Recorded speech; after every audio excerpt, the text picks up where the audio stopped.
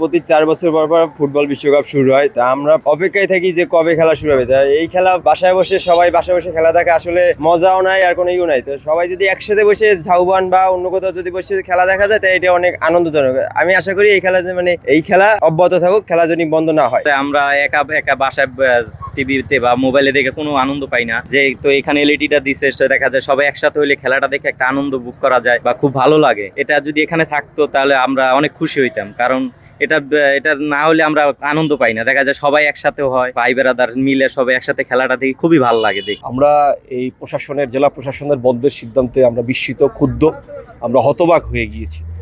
আপনারা জানেন এই বিশ্বকাপ ফুটবল শুধু বাংলাদেশের একটি জাতীয় উৎসব না, এটি আন্তর্জাতিক উৎসব।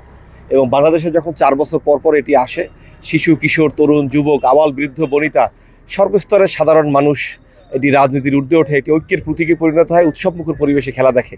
পটুয়াখালীতেও এই একই জায়গায় 2022 সালে একটি বর্ণাঢ্য আয়োজন হয়েছিল এবং সাধারণ জনগণ স্বতঃস্ফূর্তভাবে এখানে খেলা দেখেছিল। হঠাৎ করে এই আয়োজনের উপরে প্রশাসন নিষেধাজ্ঞা জানিয়েছে।